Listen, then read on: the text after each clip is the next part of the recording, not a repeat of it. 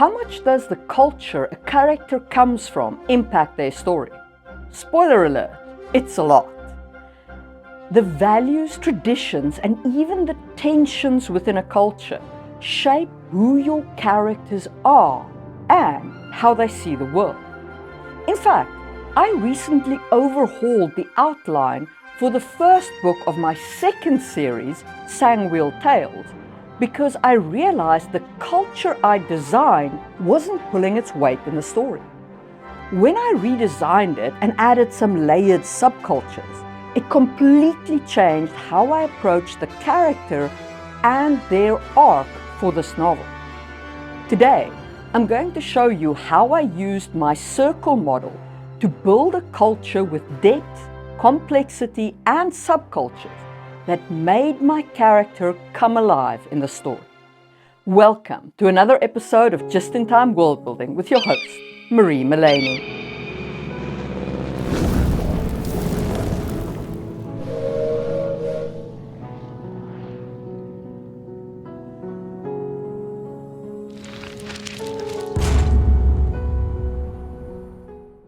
Okay, just as a quick reminder, this is the circle model. It's made up out of 7 key circles.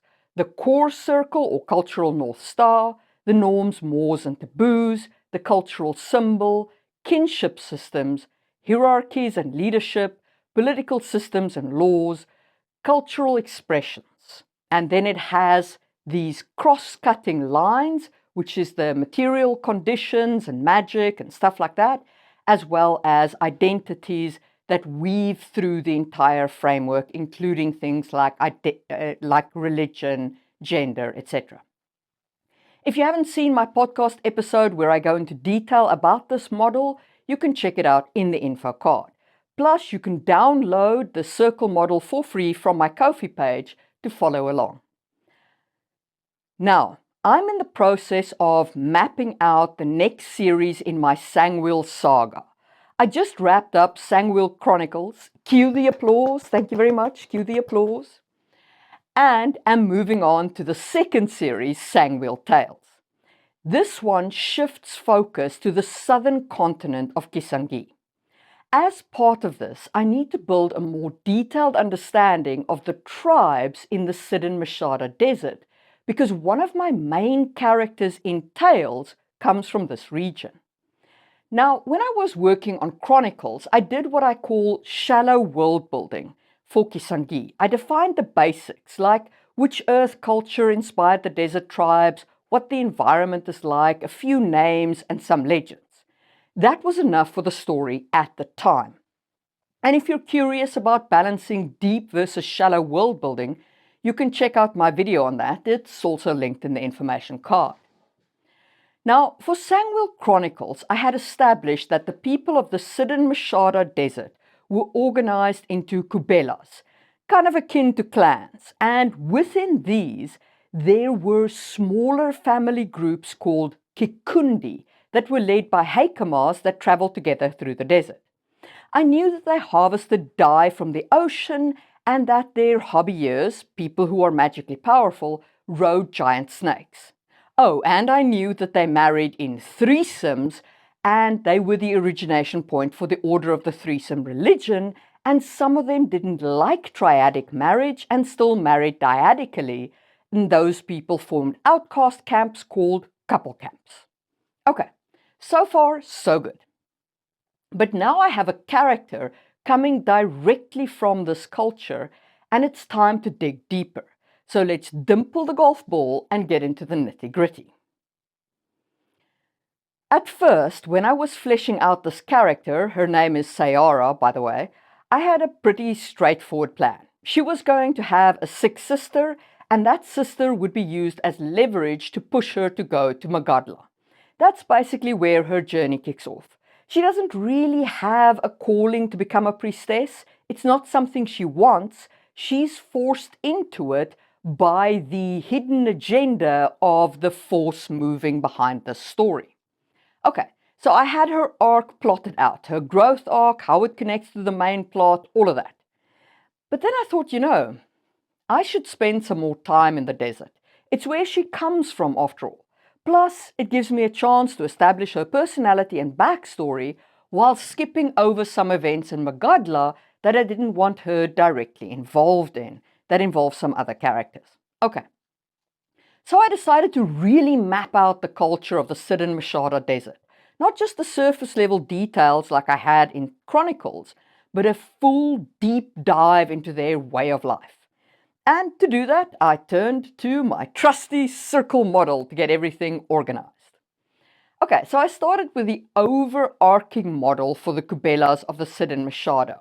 And this was the overall overview after I'd fleshed out what I'd started with in Chronicles. The core circle, or the ideology. The Sidon Mashada is a desert-based culture built around balance, survival, and spiritual harmony. Their beliefs in the threesome gods, creation, destruction, and balance, shape everything. This culture thrives on interdependence, resilience, and strict adherence to tradition. In terms of those four foundational pillars, they favor collectivism over individualism. They favor tradition over progress. Change is slow and only accepted when absolutely necessary. They have, in terms of hierarchy and egalitarianism, it's kind of a weird mix. They're somewhat egalitarian, but Kubelas especially compete for status within the desert. And there is a fairly rigid class system. Everyone has a role. In terms of free versus order, they're nomads, but their lives are still shaped by strict rituals and traditions. Then the second circle, norms, mores, and taboos. So this is where the Sidon Mashada's social expectations come into play. Now, there's quite a lot here, but for the purpose of this video, it's only really the marriage bits that are important, as you'll see in a little bit. Okay, so under mores, I put that marriage reflects their gods. It's triadic, balancing three roles for survival, 2 men and a woman. Okay. Then in terms of taboos, couple camps, those who reject triadic marriage, are heavily stigmatized. Okay, cool. Then our third circle, cultural symbols. Language and symbols are rich with meaning in the desert culture. They use a base 20 numerical system tied to body awareness, and they have a very idiomatic language packed with metaphors about sand, water, and survival. And there's some additional symbology and so on here, but for the most part, that's not important for this video. The only part that's important to still understand under symbology is their use of shells and braids. They braid shells into their hair to denote family ties, social standing, marriage status, etc. And that takes us to circle 4, kinship, with family and marriage being the cornerstone of their life. And we basically have these kubelas that are equivalent to clans, and they have these smaller family units called kikundi, and we have the triadic marriage, 2 husbands, 1 wife. Kinship is visibly marked by these braided hair with shells woven into it to tell of a person's lineage, associations, and social standings. And there's also various rites of passage that aren't important right now. We'll talk more about those 2 husbands, 1 wife thing in a little bit when we get to identities. Anyway, hierarchy. The leadership isn't all that important for this discussion, but there's a fairly complex election process for Kubela leaders, and every 18 years all the tribes gather to sort out inter-Kubela issues and so on. Also, hobbyers who can tame a Mosorox are seen somewhat as a breed apart. It isn't exactly a leadership position, but it does come with some status, which is important for Sayera, and as this gives her some standing in the world. Okay. Then 6th circle, the political system and laws. Even nomads have laws, and it's important to understand that Kikundi are semi-autonomous but do follow Kubela-wide laws and norms and so on. Disputes within a Kubela go to the Okahona, who rules between the Heikamas of the Kikundi. Okay. And then if there's conflict between the Kubelas themselves, that is resolved by priests or, if necessary, war. And then finally, cultural expression. For the purpose of this discussion, completely not important, although when I actually get to writing, this is one of the most important circles, on a side note. All right, so let's just quickly return to the cross-cutting factors of the Sidon Machado. Obviously, the harsh desert conditions drive resourcefulness, trade for rare goods, and reliance on magic to manipulate their lives and make it possible to live in the very dry environment. Then let's just talk about identity briefly. Triadic marriage defines gender role, but there is flexibility, especially for those who feel called to different roles. Some marriages are 2 women, 1 man, but one of the women is Evoy, basically treated as a man. It's more complex than that, but we don't have time to go into every nuance of my world in this video. The other identity of the Sidon Machado is, of course, religion, which is very important to all the tribes, even the couples camps. Okay. The last cross-cutting line is magic.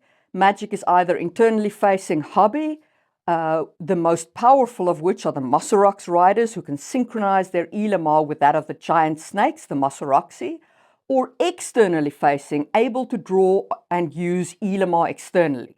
Those who are able to use Elamar externally are always called to serve the gods and become priests and priestesses of the threesome religion.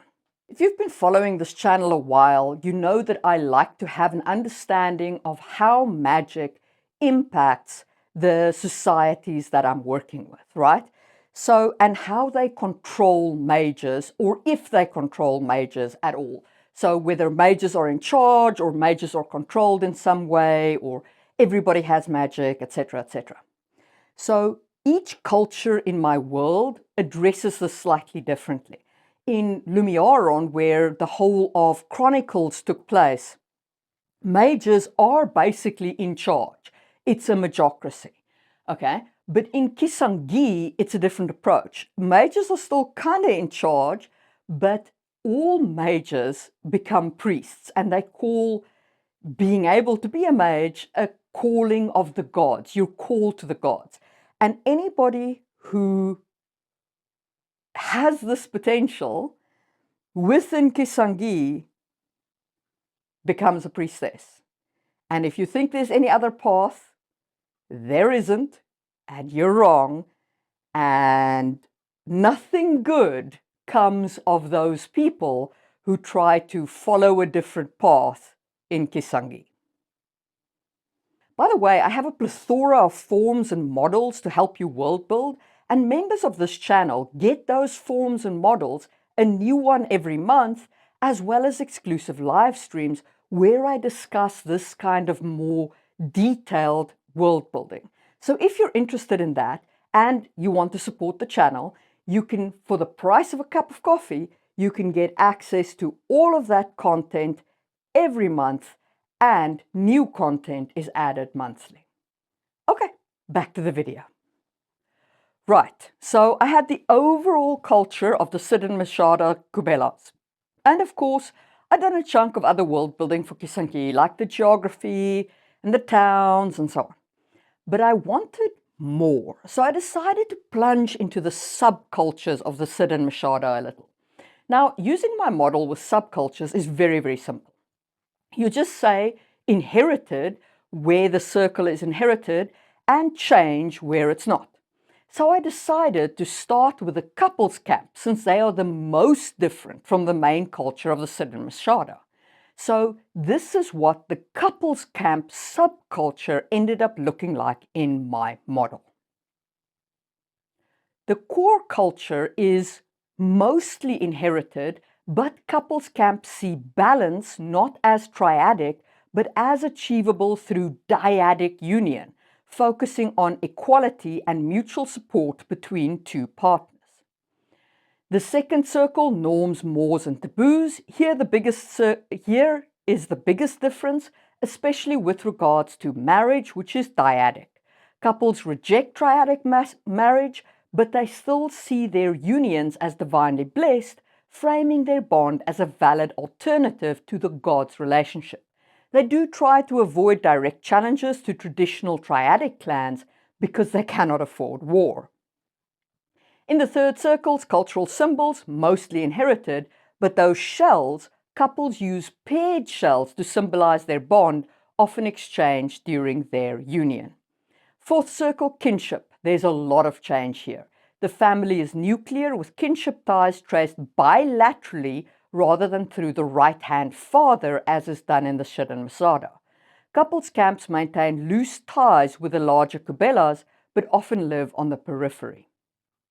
In the fifth circle, hierarchy, their leadership is chosen from amongst themselves in any given camp and they have no Kubelas to answer to.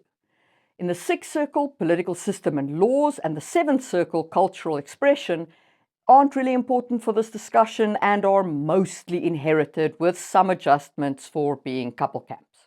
Okay, then in terms of cross-cutting factors, the only real change is that marriage is of course focused on being dyadic unions, but any configuration of gender is allowed, and even among couples, evoi exist and are considered a normal part of society.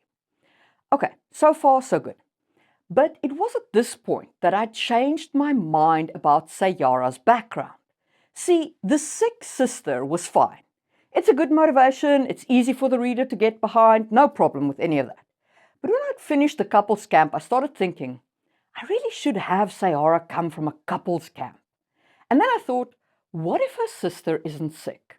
What if her sister wants to marry triadic into a Kubela with a lot of status? A very traditional Kubela. And what if that, in some way, was Sayara's motivation? And that got the creative juices really flowing.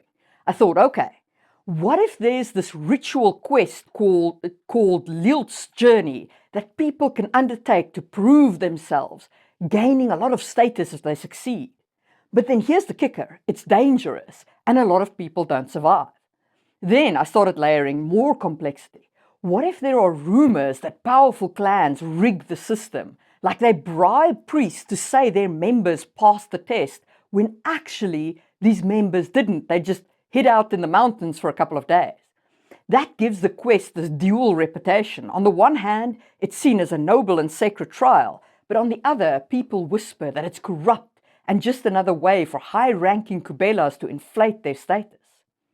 And this way, I could use this quest as Sayara's way into the larger plot. She could volunteer to go on the quest, thinking that it might give her status to secure her sister's marriage to the boy her sister loves. And his lover, but hey, that's the way it goes in the desert, right?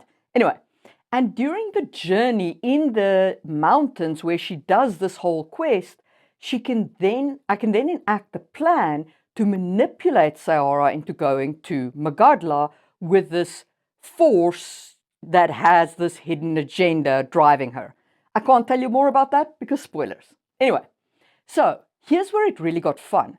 So Sayara ends up going to Magadla under the sponsorship of the Kibu Kubela, a very traditional and high-status Kubela, because that's the clan her sister's boyfriend is in.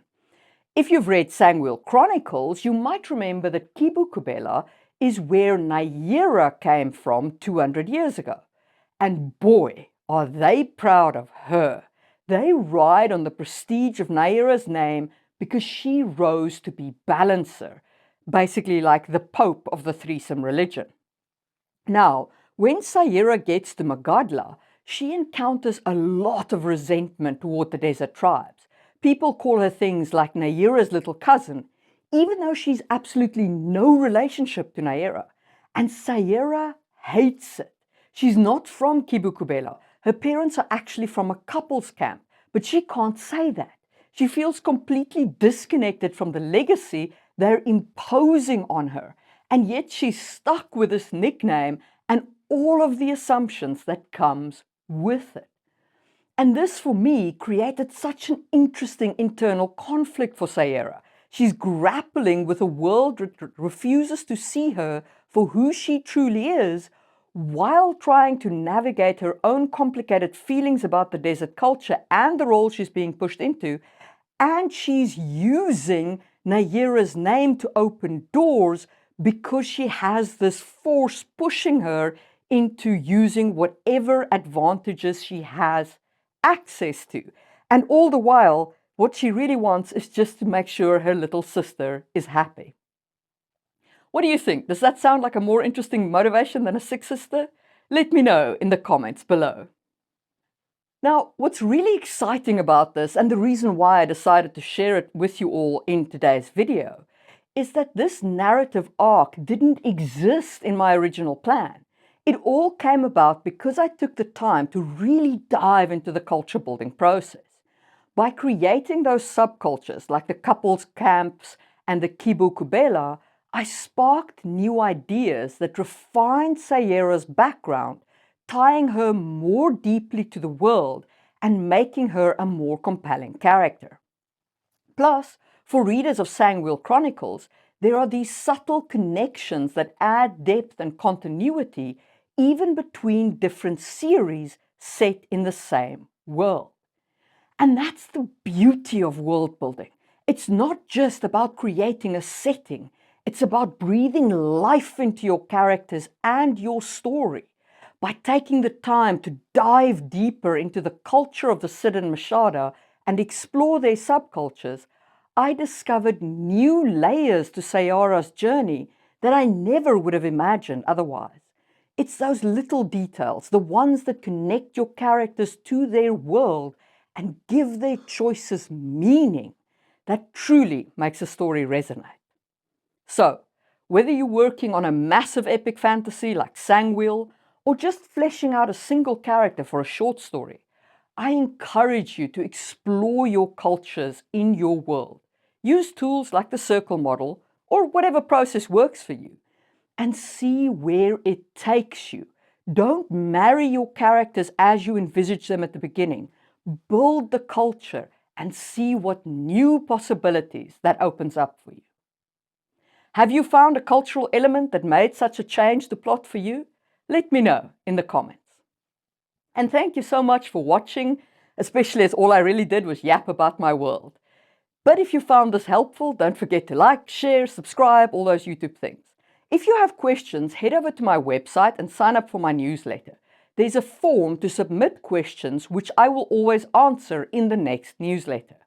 And if you're hungry for more world building, check out my video on how to use deserts in a fantasy world, or whatever the algorithm's recommending for you right now, and I will see you soon for another episode of Just in Time World Building, where we build what we need when we need it.